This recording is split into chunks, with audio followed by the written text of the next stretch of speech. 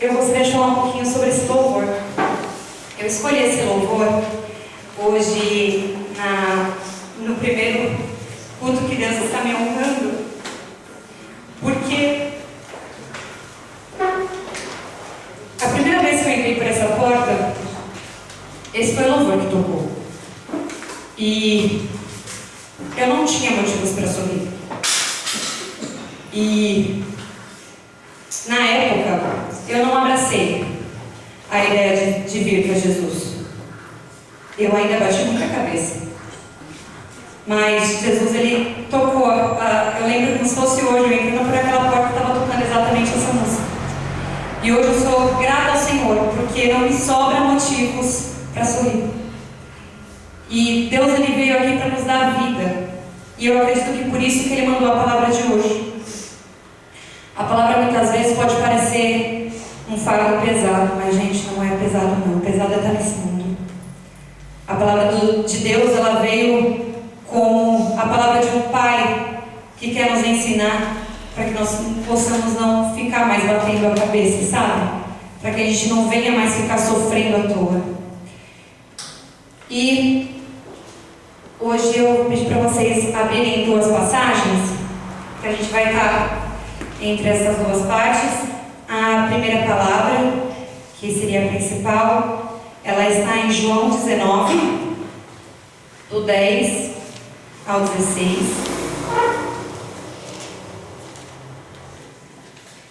E a segunda passagem, ela está em Isaías. Mas se vocês quiserem depois anotar, para ler com mais calma em casa, porque as duas palavras são maravilhosas, mas se vocês quiserem estar anotando para depois estarem mais calma, refletindo, porque as duas palavras foram um presente maravilhoso. E às vezes a gente tem que parar em casa depois da pregação, depois do culto, refletir, para exatamente aquilo que o Senhor quer ainda falar mais nas nossas vidas. Amém? Então vou começar por João, depois a outra está em Isaías 40. Quem quiser anotar? Isaías 40. Quem conhece Isaías 40 já está assim, ó. É lindo, né? A palavra começa assim: por que você se nega a falar comigo? Perguntou Pilatos. Não sabe que tem autoridade para soltá-lo ou crucificá-lo? E Jesus disse: você não tem autoridade alguma sobre mim, se esta não lhe fosse dada de cima. Vamos parar um pouquinho aqui? Eu achei muito forte. Jesus já vem aqui, pá! Já fala para ele assim: olha, essa autoridade que você tem para me julgar não vem de você, vem de cima. Mas por que ele fala isso? Porque Jesus já sabia o tempo todo que aquilo era o que deveria acontecer com ele. Ele sabia que ele deveria morrer para que nós pudéssemos ser salvos. E isso independente da forma que seria. Ele já previa que seria pela crucificação. Mas, de alguma forma, isso teria que acontecer. Tanto que, em Isaías mesmo, já trazendo aqui,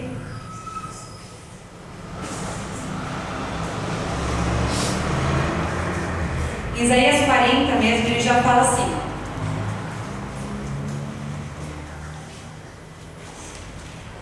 quem pode orientar o Espírito do Senhor? Quem sabe o suficiente para aconselhá-lo ou instruí-lo? Acaso o Senhor já precisou do conselho de alguém? Necessita que o instruam a respeito do que é bom? Alguém ensinou o que é certo ou lhe mostrou o caminho da sabedoria? Não, pois todas as nações do mundo não passam de uma gota num balde e não são nada mais que pó sobre a balança. Muito forte, né, gente? E é exatamente sobre isso. Ali Pilatos, ele estava sendo somente uma peça de tudo que deveria acontecer com Cristo. Lógico que eu acredito que no lugar dele, né, eu não gostaria de ficar nesse tipo de lugar. Porque quem julgou a Cristo, se não reconheceu, a gente sabe que infelizmente não pôde no final ser salvo. Mas em João, continuando falando a respeito do versículo 11, tá? 19 e 11.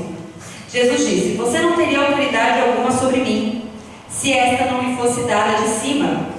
Portanto, aquele que me entregou a você tem um pecado maior. Quem lembra mais ou menos da história sabe que, na verdade, foram pessoas que se diziam de Deus, né? Os mestres dos fariseus, as pessoas que estavam ali nas praças glorificando, né? Aparecendo como as pessoas que eram de Deus. E essas pessoas eram quem estavam crucificando, estavam ali desejando que Cristo fosse crucificado. Essas pessoas eram as pessoas que queriam que Cristo fosse morto. E quando a gente pensa nisso, né? A gente pensa que esses fariseus, Cristo sabia que por mais que eles orassem alto, fizessem ali a cara de que faziam uma boa obra, a gente sabe que na verdade isso era uma mentira. Na verdade eles viviam em pecado. Eles faziam apenas uma cena. Isso me fez, gente, lembrar. Eu assisti recentemente um vídeo, eu gostaria de compartilhar. Ele é bem curtinho. Pode passar dentro, por favor, Brenda? É bem curtinho, gente, o vídeo. Mas é muito interessante, porque eu assisti esse vídeo e na hora eu falei assim: nossa, parece tanto com os fariseus. Deixa eu passar para vocês. Me explicar até melhor aqui, ó. Olha o que vocês estão vendo aqui, ó. É um caranguejo. Olha que bonitinho. Tá vendo?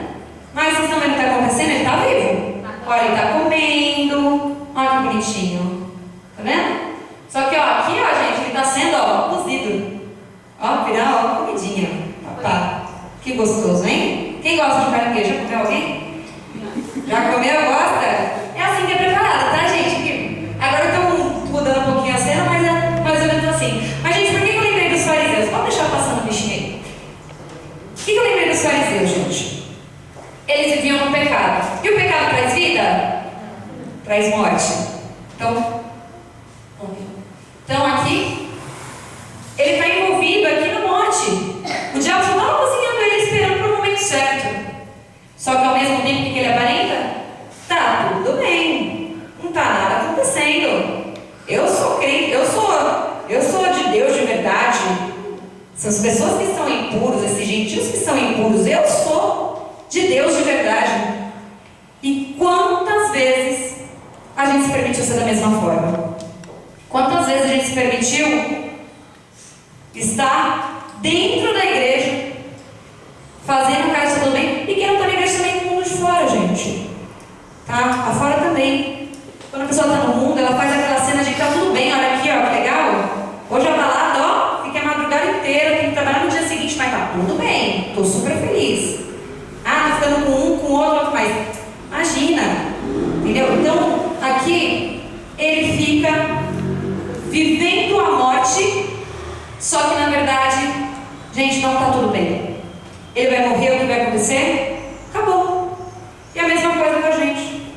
Quando aqueles fariseus, eles condenam a Cristo, eles vivem exatamente isso. Eles estão vivendo uma aparência de quem era de Deus, tanto que eles mesmos falam assim, ó, os líderes, isso daqui no 7, tá, gente? No mesmo capítulo. Eles falam assim, ó, os líderes judeus responderam: pela nossa lei, ele deve morrer, pois ele chamou a si mesmo de Filho de Deus. Olha que absurdo. Eles usam a própria lei, que na verdade na própria Bíblia depois fala, logo em seguida, fala que isso não corresponde com a realidade. Eles usam dessa própria lei que não existe para falar que ele deveria morrer porque ele se dizia o Filho de Deus. Mas, gente, mal esses fariseus, eles imaginavam que a esperança deles, tudo que eles estavam esperando por tanto tempo, estava na cara deles, eles estavam perdendo. Hoje, pensando nisso, eu estava refletindo muito no meu passado. Porque o que acontece? Aqueles fariseus, se eles, depois de tudo que aconteceu, eles não reconheceram a Jesus, se depois de que eles mandaram crucificar Cristo, tudo isso, eles não reconheceram, sabe o que aconteceu? Jesus realmente morreu para eles. Mas Jesus não salvou eles. Na mente deles, tanto que muitos judeus até hoje falam que Jesus foi só um profeta, que na verdade não foi o Salvador. Muitos até hoje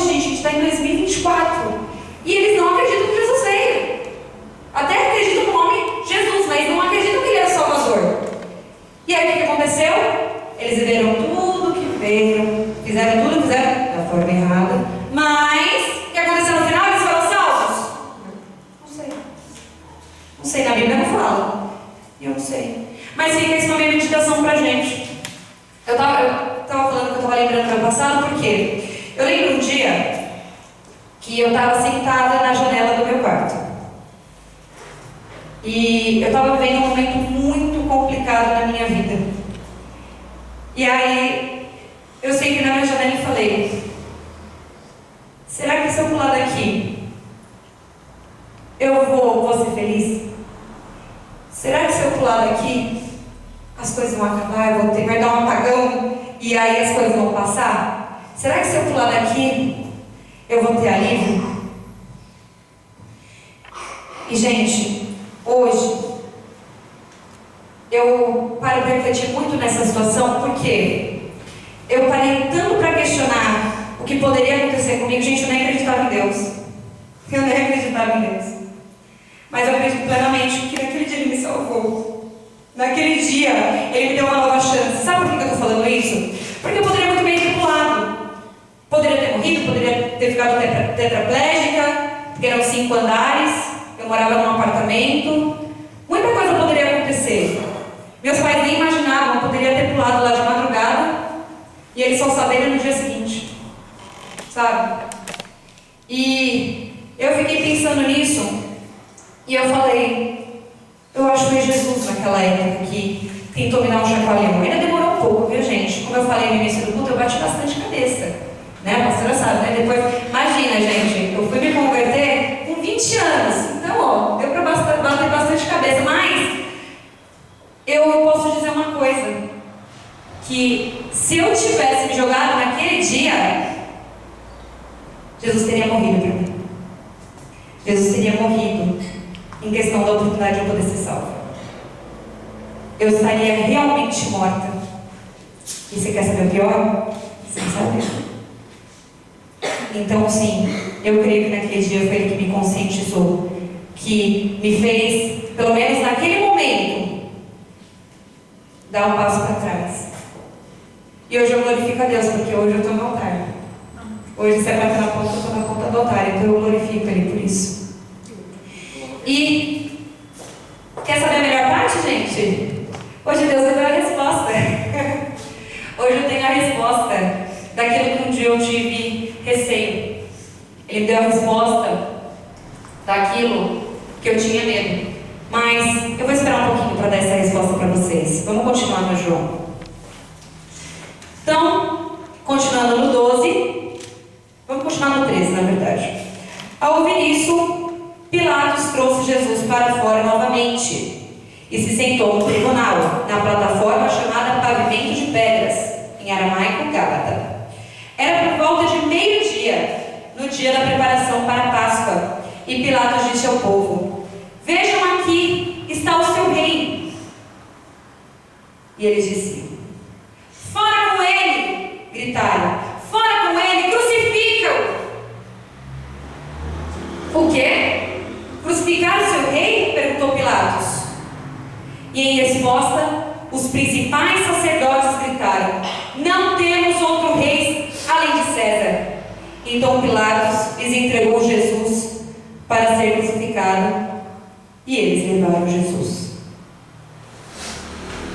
E refletindo nisso, eu fico pensando nessa questão dos fariseus que ficam gritando: crucificam! O povo que ficou gritando: crucificam!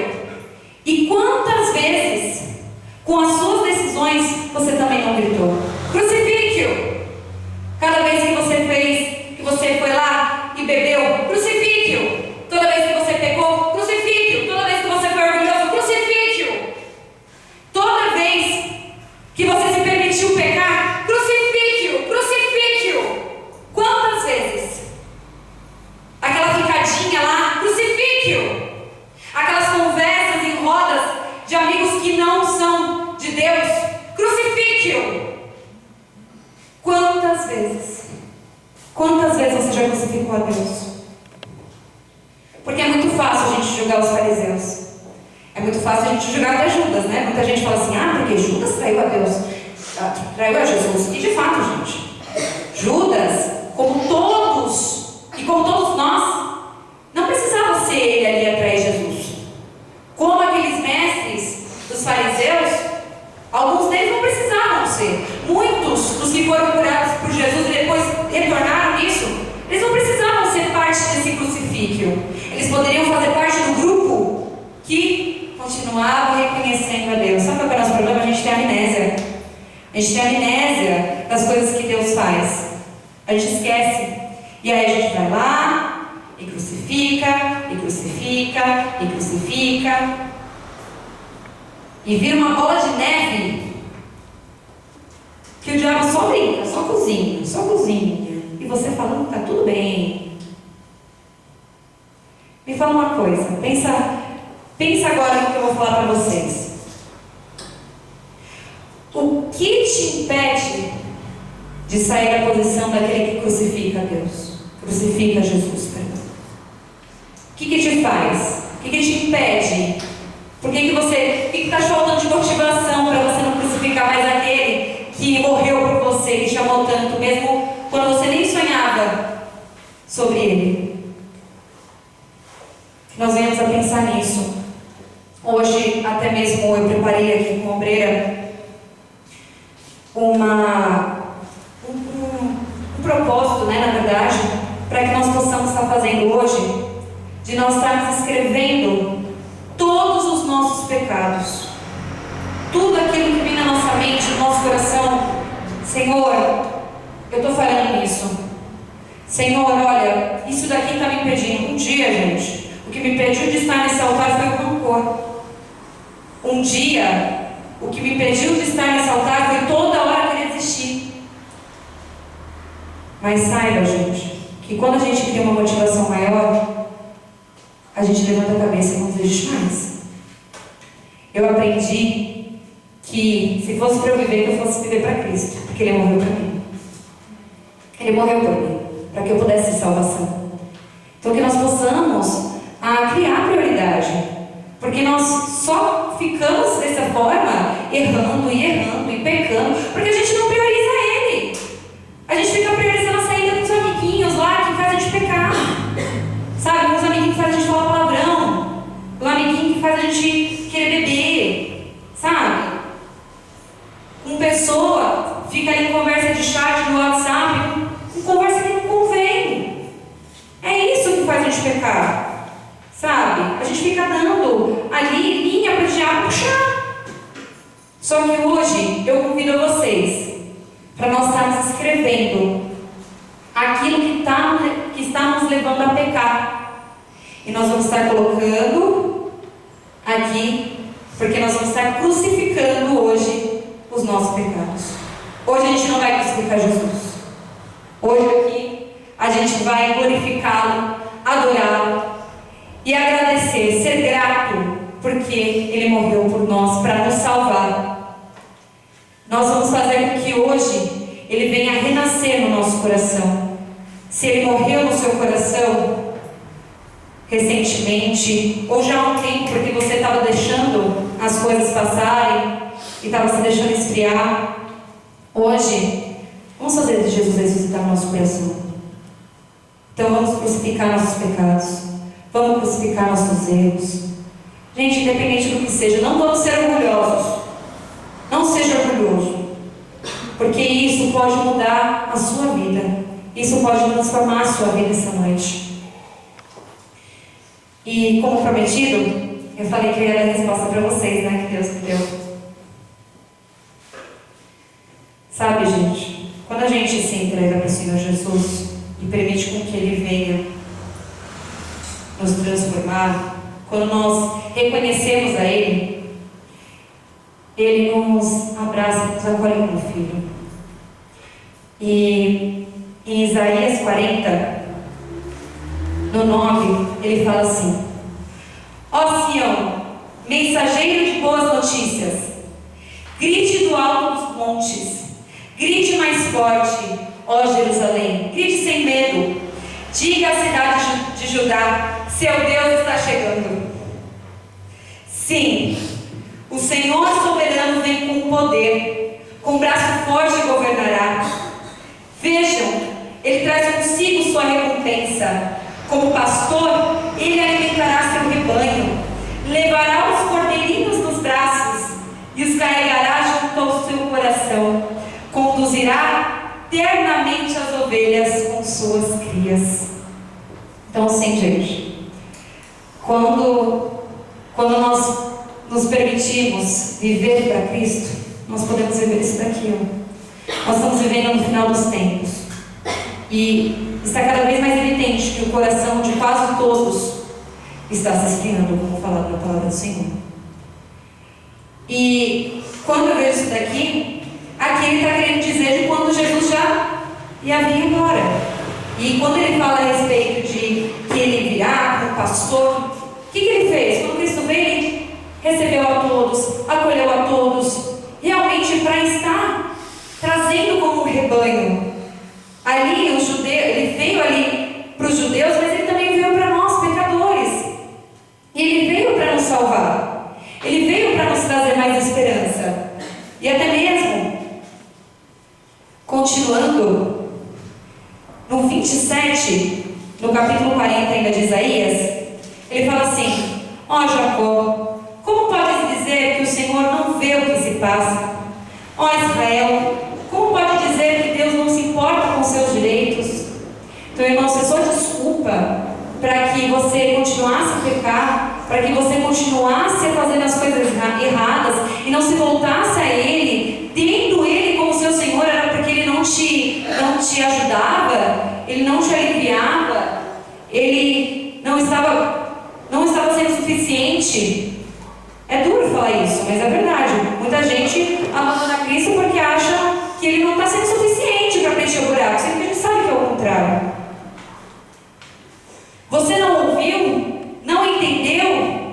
O Senhor é o Deus eterno, o Criador de toda a terra. Ele nunca perde as forças nem se cansa. E ninguém pode medir a profundidade da sua sabedoria. Dá forças aos cansados e vigor aos fracos. Até os jovens perdem as forças e se cansam, e os rapazes tropeçam de tão exaustos. Mas os que confiam no Senhor renovam suas forças. Voam alto, como águias, correm e não se cansam, caminham e não se desfalecem. Muito forte, né, igreja? Essa palavra foi a palavra de confirmação que eu tirei a respeito da pregação de hoje. Eu achei muito forte, porque quando a gente vê essa passagem a respeito da crucificação, a primeira coisa que a gente faz é condenar aqueles que estão crucificando a Cristo. E Deus colocou muito forte no meu coração que nós estamos fazendo isso com eles nos dias de hoje, que nós devemos buscar conserto nos dias de hoje, porque Ele já morreu por nós. Mas se nós continuarmos com os mesmos hábitos, com as mesmas ações, a gente não vai conseguir receber tudo que Ele tem por nós, tudo que Ele está prometendo para nós. Gente, as coisas não vão ficar mais fáceis daqui para frente. Se você está esperando com que as coisas fiquem mais fáceis, eu sinto muito, mas essa é a esperança que eu não posso te dar. Sabe qual é a esperança que eu posso te dar? Jesus. Jesus é a esperança que eu posso te dar essa noite. Porque se você se agarrar nele, se você se permitir com que Ele faça na sua vida a transformação que Ele deseja, você pode ser renovado, você pode ser transformado. E se você está cansado, Ele renova suas forças, Ele te faz voar como águia. Amém, igreja?